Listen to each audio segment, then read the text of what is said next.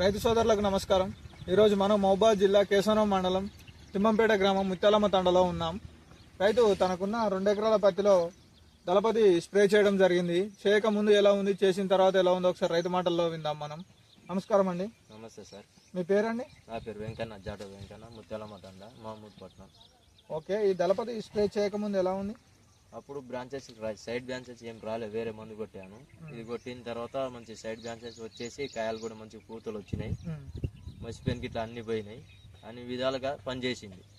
పురుగు గిట్లా అంతా పోయిందండి? పురుగు కూడా పోయింది సార్. పురుగు కూడా పోయింది. పురుగు కూడా పోయింది, మంచిగా నీట్గా వచ్చింది. నీట్గా వచ్చింది. కొట్టి ఎన్ని రోజులు అవుతుంది? కొట్టి వారం 15 రోజులు అవుతాను. ఓకే, వారం అవుతుంది, 1 వీక్. ఓకే అండి, స్ప్రే చేసిన తర్వాత బాగుందంటారు? బాగుంది సార్. తోట రైతులు వాడుకోవచ్చా అండి? వాడుకోవచ్చు. ఓకే, ఒకసారి మొక్కను చూద్దాం మనం. పత్తి సైడ్ బ్రాంచెస్ వచ్చేసాయి, పూత కూడా అధికంగా రావడం జరిగింది, దగ్గర పూత వచ్చింది, కాపు కూడా మంచిగా దగ్గరికి పడింది, కొమ్మలు కూడా దగ్గర బ్రాంచెస్ సైడ్ బ్రాంచెస్ బాగా రావడం జరిగింది.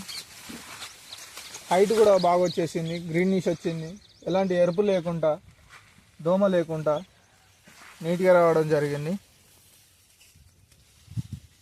చాలా బాగుంది, నీట్గా వచ్చింది. పూత మాత్రం విపరీతంగా అవుపడుతుంది, చేను మొత్తం గమనించవచ్చు అందరూ. రైతు దళపతి స్ప్రే చేయడం వల్ల, కల్నీస్ వారి దళపతి స్ప్రే చేయడం వల్ల చాలా ఫ్లవరింగ్ రావడం, అధికంగా ఫ్లవరింగ్ రావడం, ఎరుపు లేకుండా నీట్గా సైడ్ బ్రాంచెస్ రావడం జరిగింది. చెమటోడ్చి ఆహారాన్నందించే రైతన్నా, అనునిత్యం నీ కండదండగా నిలిచే నేస్తం ఎవరన్నా. అన్నదాత అన్నదాత మీ అన్నదాత.